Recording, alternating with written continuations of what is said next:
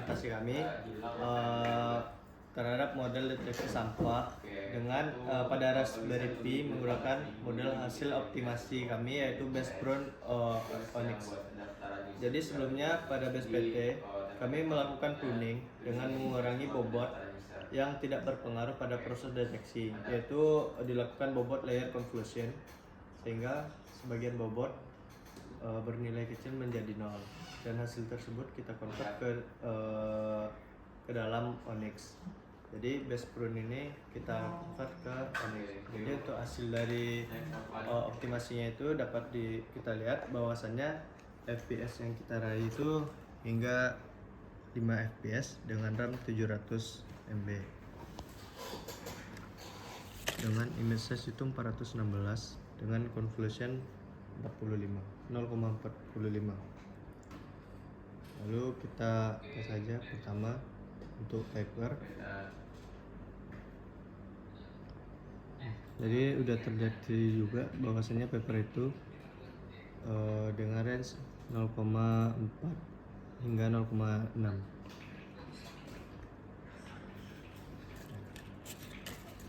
Lalu untuk organik juga terdeteksi hingga 0,6.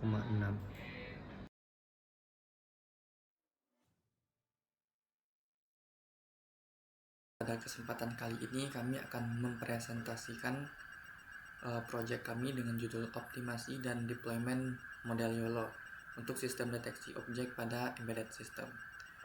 Nah, selanjutnya kita langsung masuk ke pembahasan, di mana untuk alur pengerjanya itu sendiri dimulai dari pengumpulan dataset, kemudian dilakukan custom arsitektur dan melakukan training. Kemudian hasilnya di-pruning dan diekspor ke NNX dan melakukan PyTorch native profiling, dan terakhir menganalisis hasil. Selanjutnya untuk dataset, sumber data total data awal yang kami gunakan adalah 240 citra dengan total dataset setelah augmentasi menjadi 574 citra. Kemudian untuk kelas objek, kami memiliki 4 kelas. Yang pertama kaleng, kedua organik, 3 paper, dan 4 plastik.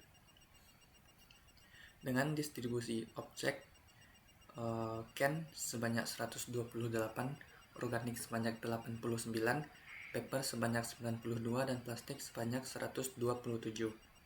Dengan dataset split, training set sebesar 70%, validation set 20%, dan testing set 10%.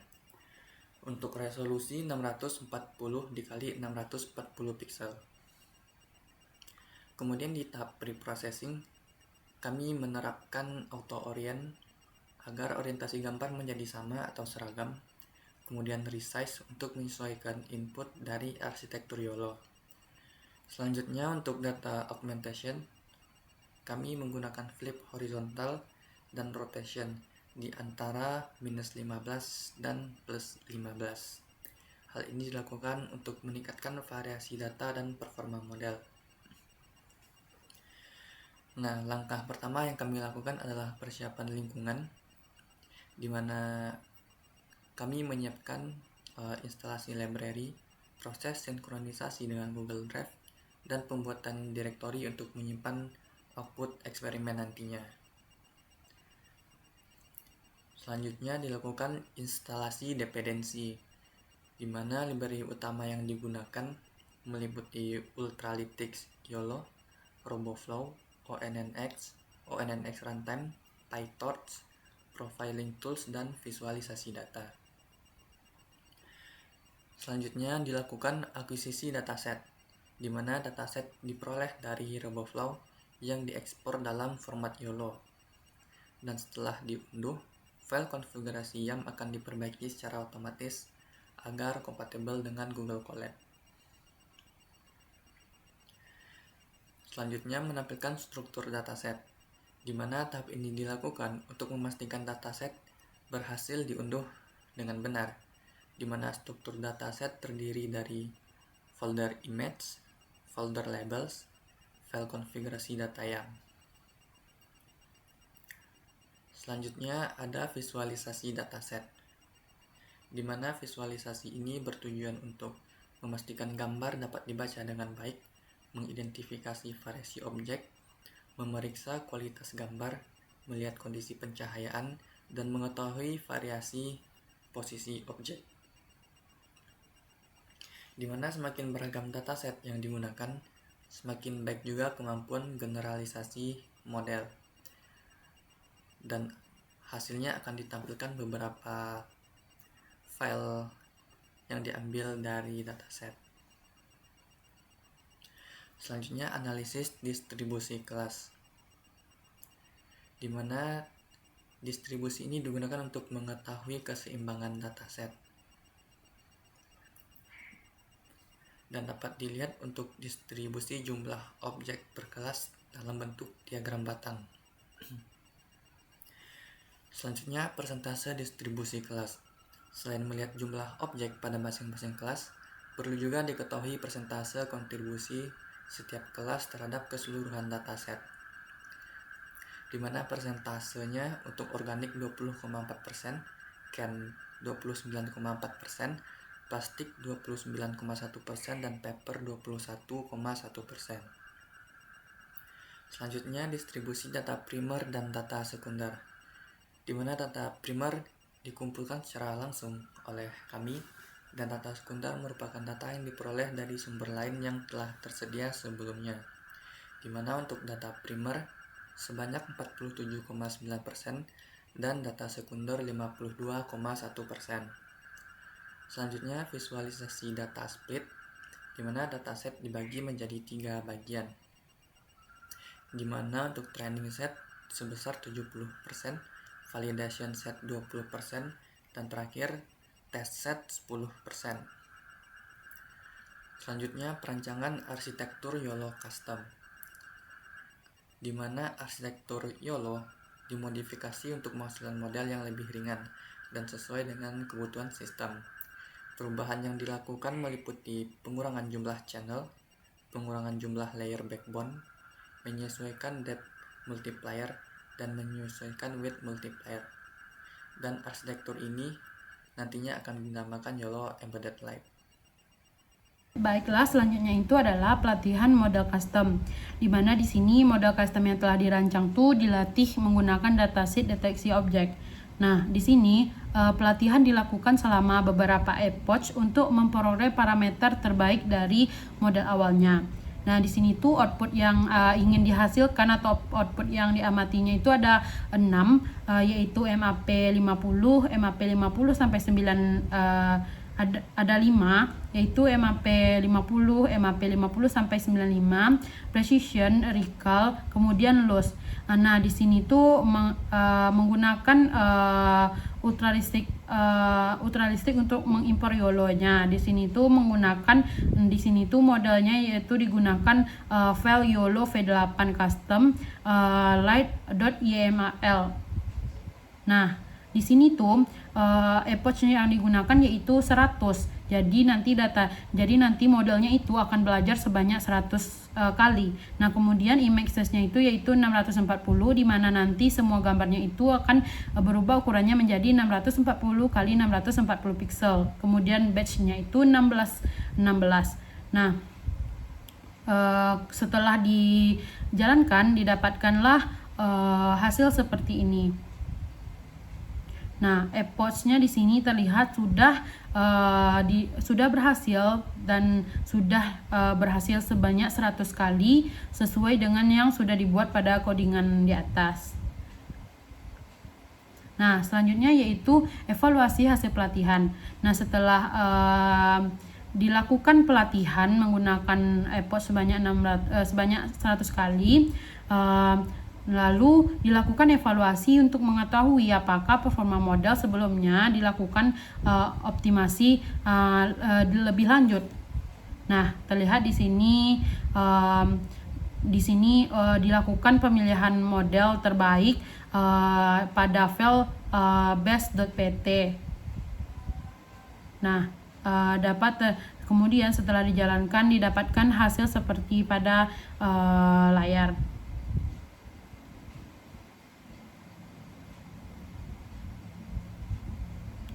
Nah, kemudian lanjut pada ringkasan performa model.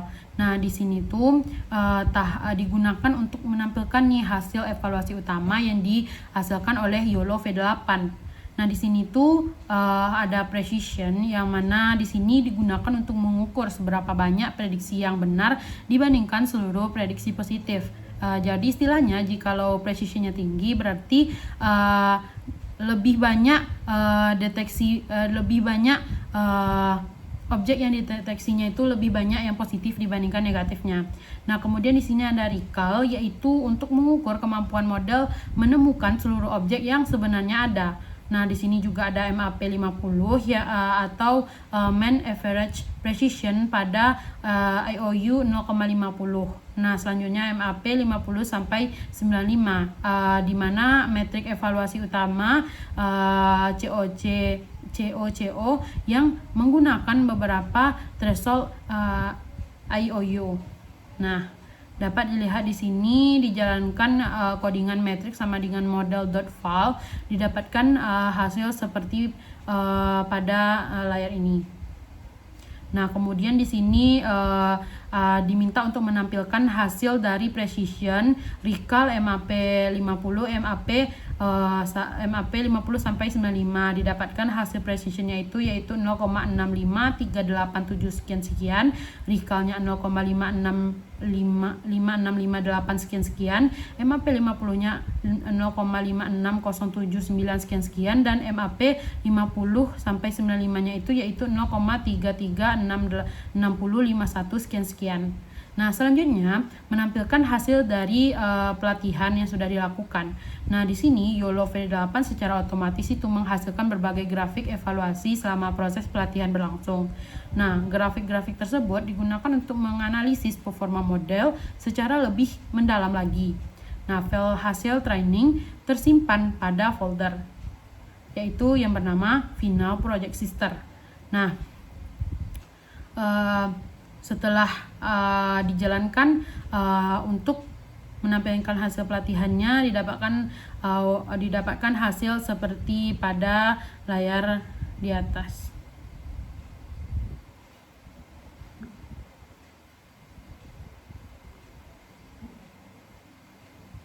Nah, kemudian masuk pada confusion matrix, di mana confusion matrix ini menunjukkan kemampuan model dalam membedakan antar kelas.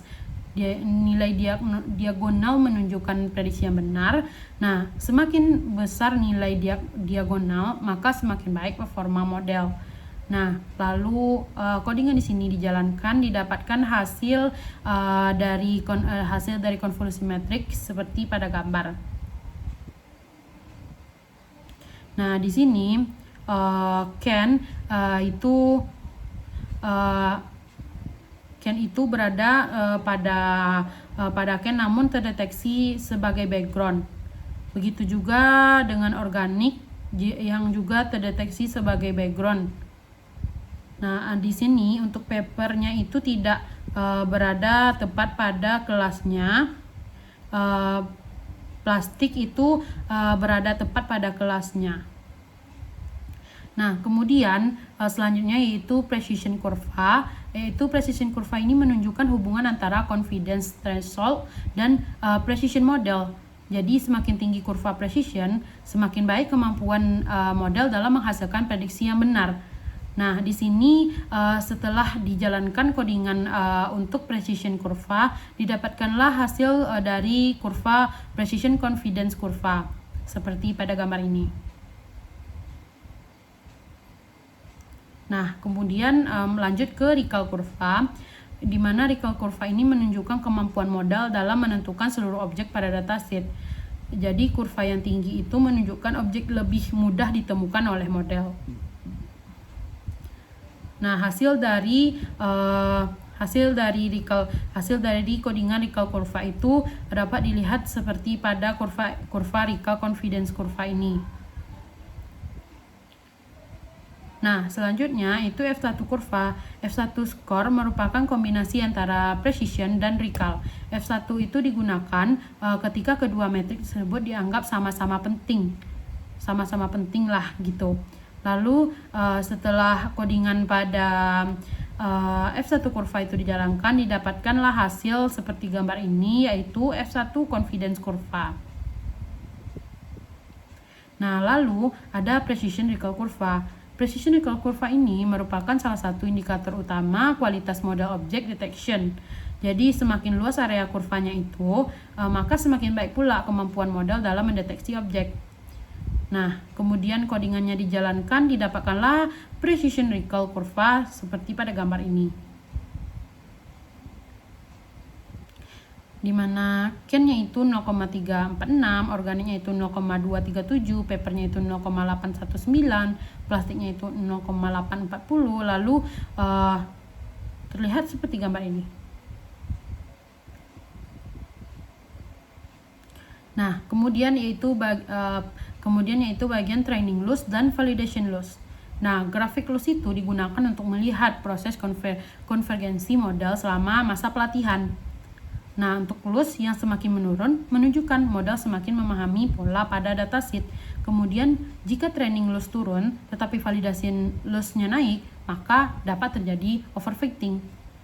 Nah, setelah codingan pada training loss dan validation dijalankan, didapatkan ada 10 jenis gambar kurva. Ada train atau box loss, ada train atau CLS loss, ada train atau DFL loss, ada metric precision, ada metric recall, ada val atau box loss, ada val atau CLS underscore loss, ada val DFL loss, ada metrik MAP 50, kemudian yang terakhir itu ada metrik MAP 50 sampai 95.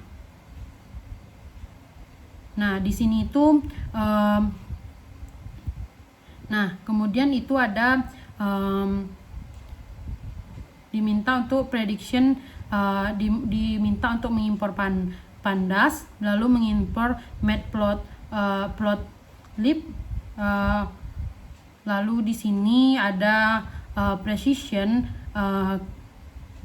yaitu metric box MP dikali 100, lalu recall metric box MR kali 100, begitu juga dengan map 50, MAP 50 sampai 95.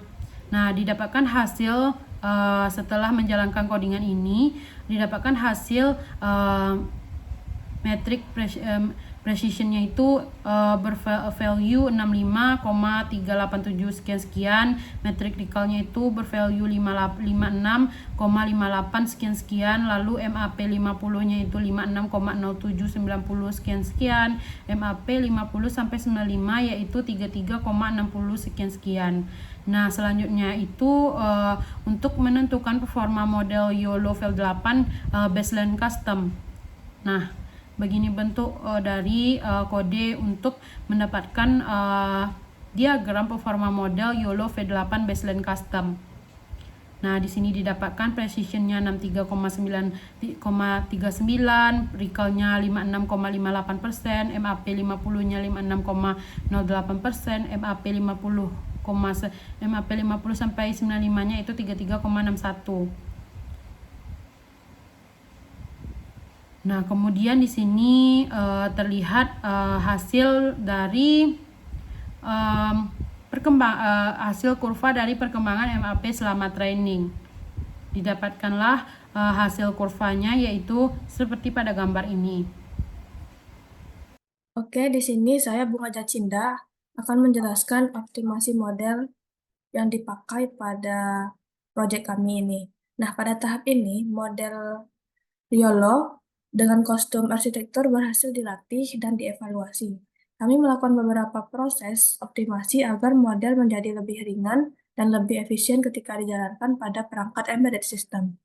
Nah, optimasi ini dilakukan secara bertahap melalui 3 proses utama, yaitu yang pertama global unstructured pruning, yang kedua konversi model ke format ONNX, dan yang ketiga benchmark dan profiling performa model. Nah, tujuan dari optimasi ini memperoleh model yang tetap memiliki akurasi tinggi namun membutuhkan sumber daya komputasi yang lebih kecil. Nah, yang pertama itu ada optimasi dengan metode Global Unstructured Pruning dengan pendekatan L1 Unstructured.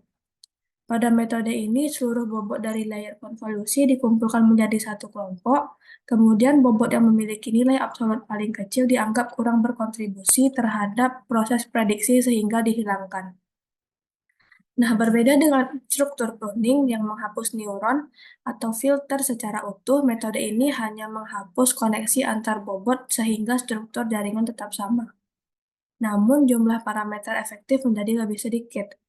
Setelah proses pruning selesai, model kemudian disimpan kembali sebagai model hasil optimasi. Nah, setelah dilakukan pruning, model kembali diuji menggunakan dataset validasi yang sama. Tujuan evaluasi ini adalah memastikan bahwa proses pengurangan bobot tidak menyebabkan penurunan performa yang signifikan. Beberapa parameter yang diamati meliputi nilai MAP, ukuran model, serta kecepatan inferensi. Apabila terjadi sedikit penurunan akurasi, namun ukuran model tetap lebih baik, lebih kecil atau lebih baik, maka proses pruning dapat dikatakan berhasil karena trade-off tersebut masih dapat diterima untuk implementasi pada embedded system. Nah, setelah memperoleh hasil pruning, tahap berikutnya adalah melakukan konversi ke format ONNX atau Open Neural Network Exchange. Nah, format ONNX ini dipilih karena bersifat cross-platform, sehingga model dapat dijalankan pada berbagai framework maupun perangkat keras yang berbeda. Selain itu, ONNX juga mendukung optimasi inference engine, sehingga proses inference biasanya menjadi lebih cepat dibandingkan model PyTorch biasa. Nah, model ONNX kemudian divalidasi kembali menggunakan dataset yang sama. Tahapan ini bertujuan memastikan bahwa proses konversi tidak mengubah hasil prediksi maupun performa deteksi objek.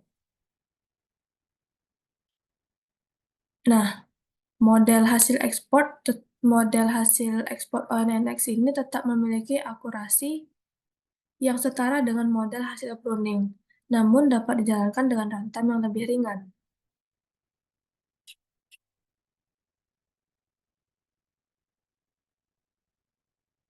Selanjutnya dilakukan proses profiling perangkat keras. Pada tahap ini, kami tidak hanya mengukur akurasi model, tetapi juga menganalisis penggunaan sumber daya ketika model melakukan inferensi. Pengukuran dilakukan menggunakan beberapa tools, yaitu PyTorch Native Profiling, NVIDIA SMI, dan PSUTIL. Nah, parameter yang diamati itu ada MAP 5095, FPS, latensi, flops, ukuran model, dan lain sebagainya. Nah, data tersebut memberikan gambaran menyeluruh mengenai efisiensi model ketika dijalankan.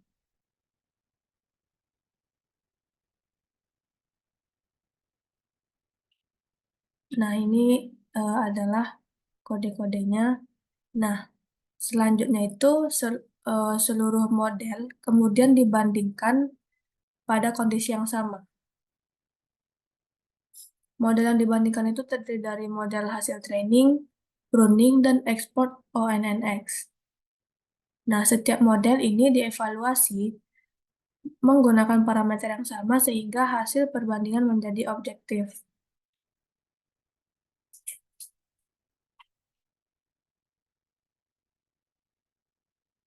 Nah, eh, disinilah perbandingan itu terdapat.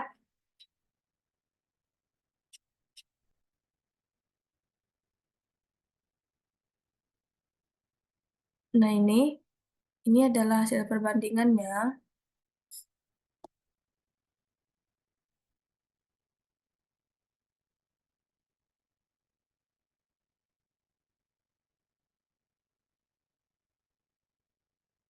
Ini juga sama merupakan hasil perbandingan antara kostum arsitektur, prune model, dan ONNX modelnya.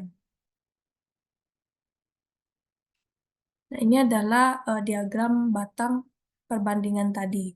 ada perbandingan MAP 5095, perbandingan FPS, perbandingan latensi, perbandingan model size, perbandingan GPU, memori, dan perbandingan CPU utilization. Nah, dari hasil benchmark ini terlihat bahwa setiap tahap optimasi memberikan peningkatan efisiensi. Model hasil pruning memiliki ukuran yang lebih kecil dibandingkan model awal, sehingga penggunaan memori menjadi lebih rendah. Nah, model ONNX ini mampu memberikan waktu inferensi yang lebih cepat karena proses eksekusi telah dioptimalkan oleh ONNX runtime.